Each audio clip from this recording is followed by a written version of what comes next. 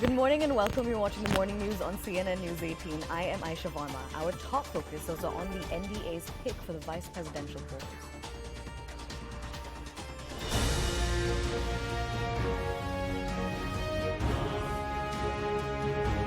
Bharatiya Janata party की संसदीय board इस निष्कर्ष पर पहुंची है कि उपराष्ट्रपति पद के लिए भारतीय जनता पार्टी और एनडीए के प्रत्याशी के रूप में हमारे किसान पुत्र श्री जगदीप धनखड़ जी को हम उपराष्ट्रपति पद के लिए अपना प्रत्याशी के रूप में घोषित करते हैं।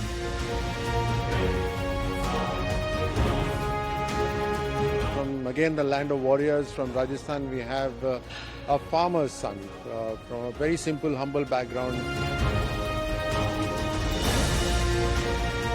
उपराष्ट्रपति के लिए एक किसान का बेटा जिसने साधारण किसान के घर में जन्म लेकर के पहचान बनाई, वो देश के उपराष्ट्रपति होंगे। मुझे लगता है कि मेरे लिए व्यक्तिगत रूप से भी और राजस्थान के लिए इससे बड़ी प्रसन्नता का विषय नहीं आ सकता। इस बारे में हमारे पार्टी 21 जुलाई 4 बजे शाम को एक मीटिंग बुलाए हैं। जिसको उन्होंने उम्मीदवार बनाया है वो इस आधार पे नहीं बनाया कि वो कोई कॉम्पिटेंट आदमी है, वो कोई देश के हित में है।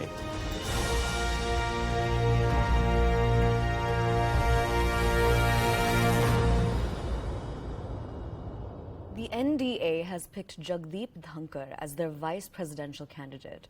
With a public service career spanning 3 decades, Jagdeep Dhankar currently serves as the governor of Bengal, a post he has held since 2019. He has been dubbed by the BJP as Kisan Putra and the people's governor. Prime Minister Modi tweeted that Jagdeep Dhankar is a man known for his humility. He also said that Dhankar brings with him an illustrious legal, legislative and gubernatorial career and has always worked for the well-being of farmers, youth, women and the marginalized. The last day for nominations is July 19th, and the elections to pick the country's next vice president will be held on the 6th of August. सभी नामों पर गौर करने के बाद हम सब लोग और भारतीय जनता पार्टी की संसदीय बोर्ड इस निष्कर्ष पर पहुंची है कि उपराष्ट्रपति पद के लिए भारतीय जनता पार्टी और एनडीए के प्रत्याशी के रूप में हमारे किसान पुत्र श्री जगदीप धनखड़ जी को हम उपराष्ट्रपति पद के लिए अपना प्रत्याशी के रूप में घोषित करते हैं।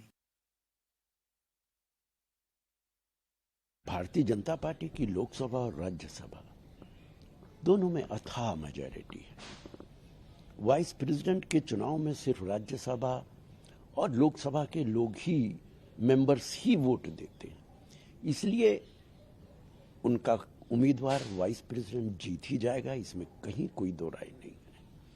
लेकिन जिसको उन्होंने उम्मीदवार बनाया है वो इस आधार पे नहीं बनाया कि वो कोई कॉम्पिटेंट आदमी है, वो कोई देश के हित में है। वो जो भी फैसला करते हैं वो भारतीय जनता पार्टी के हित में, सिर्फ राजनीतिक फैसला है कि भारतीय जनता पार्टी को इससे क्या फायदा पहुंचेगा। देखिए, पश्चिम बंगाल की वो शासन प्रशासन के साथ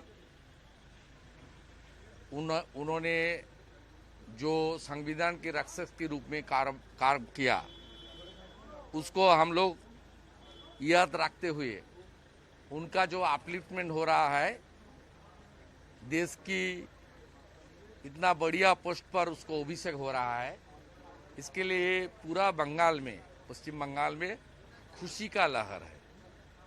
आज बीजेपी लेजिस्लेचर पार्टी का प्रेसिडेंशियल चुनाव को लेकर मीटिंग था, वहाँ भी हम लोग रेजुलेशन पारित किया।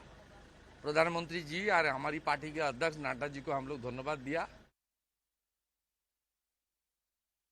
इस बारे में हमारे पार्टी 21 जुलाई 4 बजे शाम को एक मीटिंग बुलाए हैं।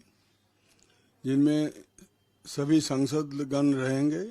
इसके अलावा हमारे पार्टी के जो वरिष्ठ नेता लोग भी रहेंगे और उस समय जो निर्णय लिया जाएगा कि हम लोग कैसे संसद में कौन सी मुद्दा हम उठाएंगे और उपराष्ट्रपति चुनाव के बारे में हमारा पार्टी का क्या भूमिका होगी, ये निर्णय लिया जाएगा हमारे नेत्री सुश्री ममता बनर्जी के निर्देश पर। देखिए, धनखड़ जी बहुत ही अनुभवी हैं, विद्वान व्यक्ति हैं और एक साधारण किसान परिवार के बेटे हैं। और माननीय प्रधानमंत्री जी ने और एनडीए ने उनको उपराष्ट्रपति का जो कैंडिडेट बनाया है, पूरे देश भर में हर्षोल्लास है। और राजस्थान में तो बहुत ही लोग खुश हैं, प्रसन्न हैं कि राजस्थान की माटी का बेटा देश के उपराष्ट्रपति के कैंडिडेट हैं, वो बनने जा रहे हैं। हम बधाई देते हैं।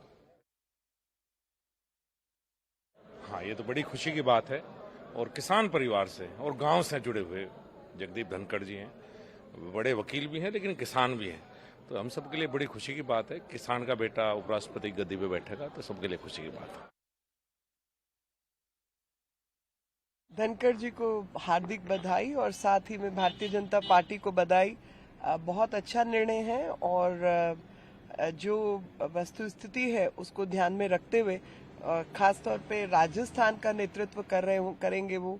राज्यसभा में तो कॉन्स्टिट्यूशनल पोस्ट पे राजस्थान के किसी व्यक्ति को बिठाना अपने आप में बहुत बड़े सम्मान का विषय है। Big thing, first time Jat is becoming a vice president of India, Mr. Dhankar. So we are very happy. Modi ji is bringing different things, like even our president is going to be from the tribal. So he is bringing a lot of revolutionary things, which is very, very appreciated by everyone, all of us. Bharatiya Janata party का संगठन जो है जिस तरह से काम करता है, आपने देखा होगा कि कोई भी वर्ग, कोई भी ऐसा वो नहीं बचता है कि जहां से प्रतिनिधित्व जो है वो हमारी सरकार या हमारा संगठन ना देता हो। तो मुझे बहुत खुशी है इस बात की, और खासकर जो हमारा हरियाणा है वो तो जाट बाहुल्य एरिया है, तो मैं बहुत बहुत मुबारकबाद देना चाहती हूँ कि हमारे जो गवर्नर हैं जगदीश धनखड़ जी, उनको उपराष्ट्रपति के लिए वो इलेक्शन जो उनका होगा, बहुत बहुत मुबारकबाद। Now shifting focus, the Patna police digs deeper into the Bihar terror plot and has further cracked a whip on the PFI radicalization and the involvement of the Qaswa-e-Hind in the case. As many as 5 people have been arrested and a special investigation team is conducting raids in different districts of Bihar. The Bihar police have gotten a 48-hour remand of accused Arman Malik, who is a key link in the case, and Atahar Parvez. The police have also said that 181 phone numbers from Pakistan, Bangladesh and Yemen have been found from Elias Tahir's phone. Meanwhile, the police have arrested another accused in the case, a lawyer and SDPI leader named Nuruddin from Darbhanga. उनके links अभी तक हम लोग जो establish कर पाए हैं वो ट्रांसनेशन है, टेक्निकल हमारी इन्फॉर्मेशन है। उस इन्फॉर्मेशन को हम ग्राउंड पे वेरीफाई करके जीरोइंग कर रहे हैं और रेट्स भी चल रहे हैं। कुछ जो जीरोइंग हुई है उस पर रेट्स भी चल रहे हैं और हमें पूरा विश्वास है जो स्पेशल एसआईटी काम कर रही है इस पर, वो बहुत जल्द ही और लोगों को गिरफ्तार करेगी। कि हमारी पूछताछ के लिए, पुलिस रिमांड पे पूछताछ के लिए बहुत ही विशेषीकृत टीम बनाई गई है और जो जैसे जैसे हमारे पास उनके जवाब मिलेंगे उसको वेरीफाई करने के लिए ग्राउंड पर हमारी स्पेशल टीम्स अलग अलग डिस्ट्रिक्ट्स में और अलग स्टेट्स में कैंप किए हैं।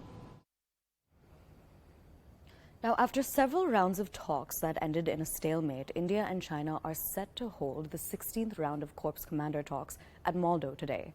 The talks will begin at 9:30 a.m. on the Indian side at the Trishul-Maldo meeting point, and the 16th round of talks comes as part of efforts by both nations to take forward the stalled process of disengagement and de-escalation in eastern Ladakh.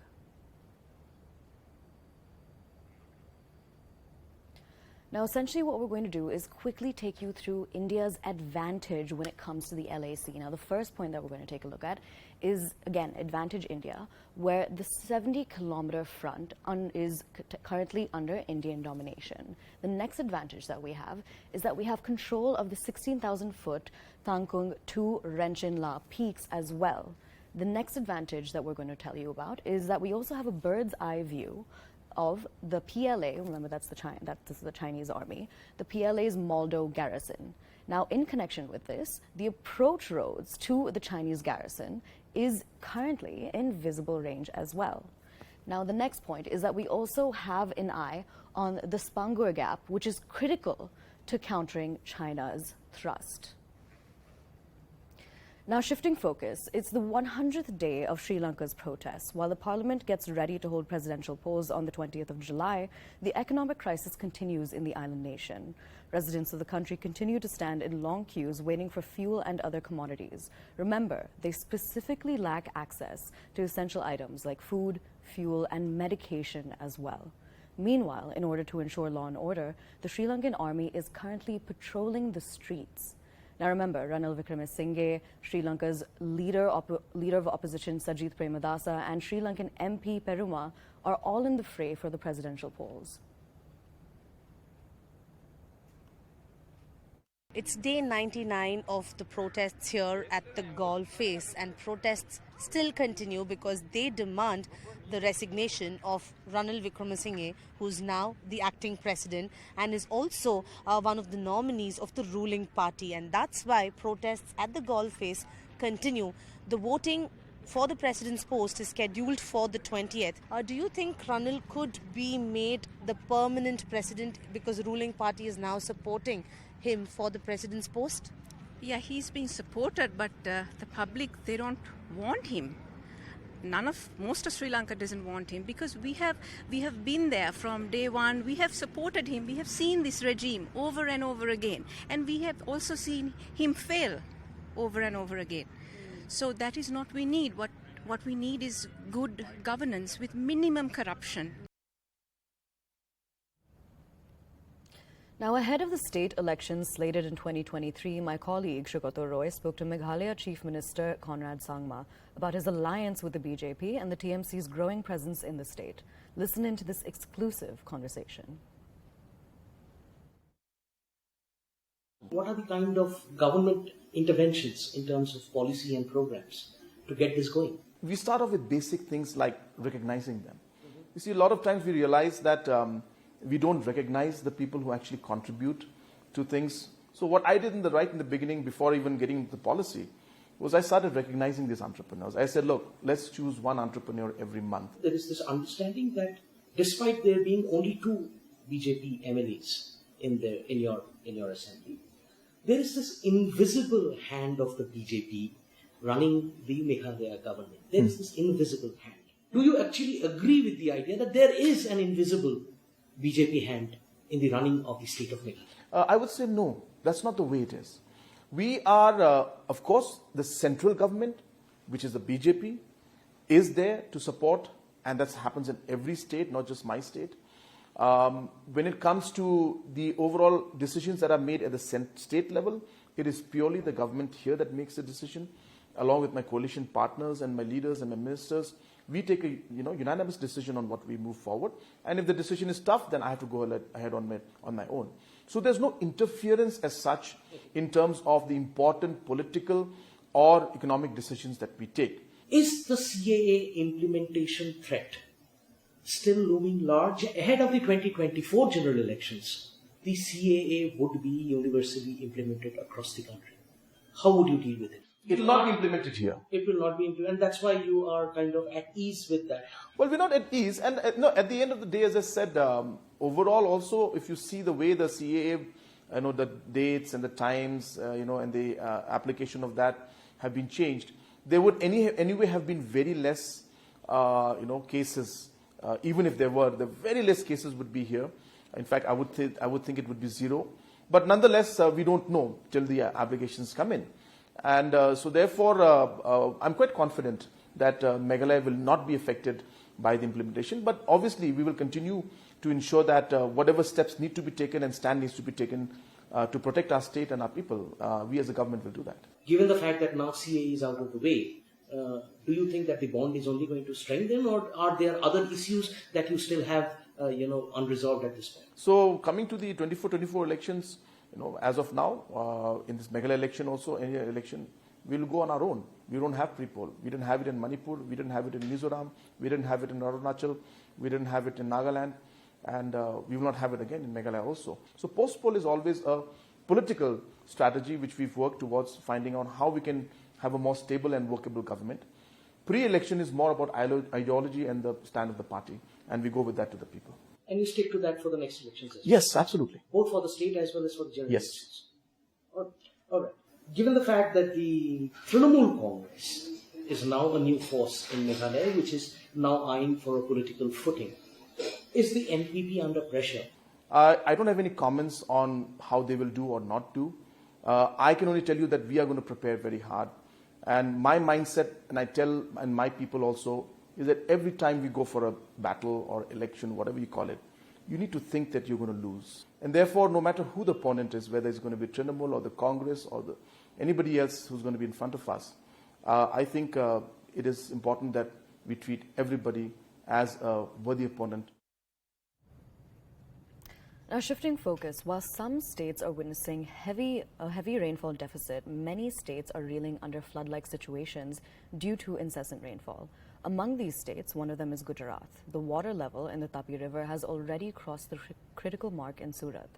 Meanwhile, several areas in the Navsari district remain inundated. 132 teams in Navsari have reached to survey the area, while the NDRF continues its rescue operations in the area. In the state of Maharashtra, the number of deaths caused by rain-related incidents has crossed the 100 mark, unfortunately. The State Disaster Management Department said that a total of 14 NDRF teams and 6 SDRF teams have been deployed for rescue operations. Meanwhile, down south in Andhra Pradesh's Eluru district, the Godavari River has breached the danger level mark. Visuals have also emerged of people being rescued via boats. Now, right before we head into a short break, we have a special appeal. After many decades, Assam has experienced horrific floods. 54 lakh people have been affected, and the death toll has risen to 192, as 5.39 lakh people in 12 districts remain affected by the deluge. Now, News 18 Assam Northeast has launched a unique campaign called Fight the Flood, Stand with Assam, asking viewers to donate to the Chief Minister's Relief Fund. Your small contribution could help save millions.